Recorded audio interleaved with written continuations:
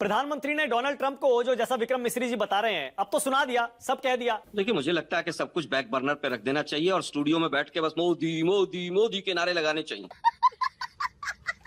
Ukraine और Russia की तो वॉर रुकवा दी थी पापा जी ने, लेकिन दुर्भाग्य यह है कि यहाँ पर बहुत से हिंदुस्तान के मीडिया ने तो इस्लामाबाद, कतर, पता नहीं कौन कौन से फिर शहर जो थे कब्जा के नोएडा के स्टूडियो में डाल दिए। अच्छा ठीक है, ये हमारी डिप्लोमेसी रह गई।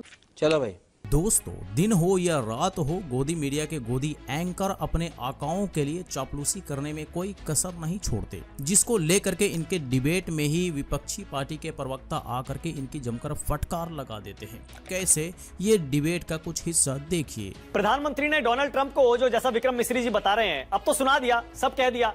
यही तो आप डिमांड कर रहे थे इतने दिनों से कि प्रधानमंत्री बोले इस मुद्दे पर। आलोक जी, देखिए, मुझे लगता है कि सब कुछ बैक बर्नर पे रख देना चाहिए और स्टूडियो में बैठ के बस मोदी मोदी मोदी के नारे लगाने चाहिए। इससे ज्यादा कुछ नहीं बचा इस देश के अंदर।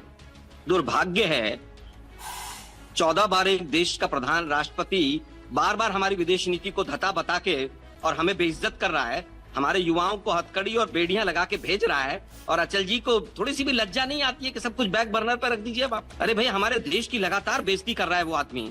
आप हाउडी मोदी और नमस्ते ट्रंप करते घूम रहे थे, हवन करवाते घूम रहे थे। आज इन्होंने, मानक जी ने भी बहुत सारे हवन दिखाए थे। अब एक हवन और करवा लीजिए, यहाँ पर सारे बीजेपी वाले हवन करवाएं, इजराइल जीत जाए। लेकिन दुर्भाग्य यह है कि 35 मिनट बात की और उसमें एक बार भी नहीं कहा कि क्या पाकिस्तान के युवाओं को भी आपने हथकड़ी और बेड़ियां लगाकर भेजा था? मेरे देश के लोगों को भेजा आपने? ये भी पूछ लेते। अनीस मुनीर से आप मिल रहे हैं, किस लिए मिल रहे हैं? और पाकिस्तान को आपने टेररिस्ट, एंटी टेररिस्ट फ्रंट का vice president UN security council में बनवा दिया, इस पे भी बात कर लेते। ये भी पूछ लेते कि भाई जो सबसे बड़ा आतंकवाद का जन्मदाता है उसको पैसे कैसे दिलवा दिया आपने आईएमएफ से? हम तो सब कुछ बैक बर्नर पे रख देते। हाँ जी, तो ये आपने यहाँ पर गोदी मीडिया के गोदी एंकर का सवाल सुना कि मोदी जी ने कॉल पर ट्रंप को सुना दिया, यानी कि फटकार लगा दिया। लेकिन बात वही हुई कि भाई कमरे के अंदर बात क्या हुई, किसे क्या पता। ट्रंप के तरफ से तो कोई इस तरह का स्टेटमेंट नहीं आया, तो दरअसल क्या सच है क्या झूठ है, किसे क्या पता। लेकिन 14 बार ट्रंप ने हमारे देश की बेइज्जती करा दी, इस पर हमारे मोदी जी एक वर्ड नहीं बोलते। ट्रंप ने कई सारे ट्वीट दाग डाले, कई सारे मीडिया प्लेटफॉर्म्स के माध्यम से ये कहा कि हमने दोनों देश के बीच वार रुकवा दी।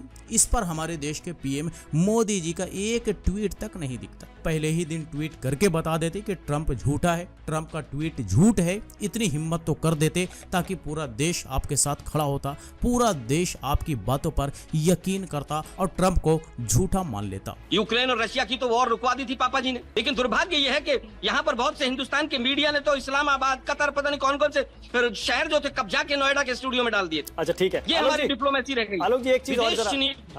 2 रुपये के ट्रोल चलाते, पूरा हिंदुस्तान का मीडिया पूरी आंखों में धूल झोंकने पे लगा हुआ है।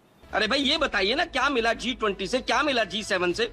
G7 के बाद क्या प्रभाव होगा? हाँ जी, तो ये आपने यहाँ पर आलोक शर्मा को सुना कि किस तरह से इस गोदी एंकर की बख्या उधेड़ रहे हैं। यूक्रेन रशिया की वार का हवाला देते हुए पापा ने वार रुकवा दी तक का मजाक उड़ा रहे हैं। विदेश नीति भी 2 रुपये का ट्रोल चला रहे हैं, इस बात का भी जिक्र यहाँ पर करते हुए दिख रहे हैं। और पूरी गोदी मीडिया लोगों के आंखों में धूल झोंकने में लगी हुई है, ऐसा आपने यहाँ पर कांग्रेस प्रवक्ता को कहते हुए सुना, जो कि सच भी है। हमारी यहाँ की मीडिया गोदी मीडिया बन चुकी है और गोद में बैठ करके लोगों के आंख में धूल झोंकने के सिवा कुछ नहीं कर रहा, बेवकूफ बनाने के सिवा कुछ नहीं कर रहा, ये कहिए तो लोगों को गुमराह करने के सिवा कुछ नहीं कर रहा। इसलिए इन्हें गोदी मीडिया कहा जाता है, क्योंकि ये देश हित के लिए नहीं, जनहित के लिए नहीं, बल्कि सत्ता हित के लिए काम करते हैं और सत्ता हित के लिए ही ये लोग लोगों को गुमराह भी करते हैं। लेकिन दुर्भाग्य यह है कि जियो पॉलिटिक्स में हिंदुस्तान कहाँ खड़ा है आज? मानक जी, हमारी सरकार का क्या स्टैंड है? हम एक बार भी ये नहीं कह पाए कि फिलिस्तीन के 60,000 नागरिक मारे गए, ये गलत हुआ। हमारे अंदर इतनी हिम्मत नहीं बची है। आज ईरान के ऊपर अगर वहां पर इजराइल वॉर कर रहा है, हम किसी के साथ नहीं खड़े। मजा आया।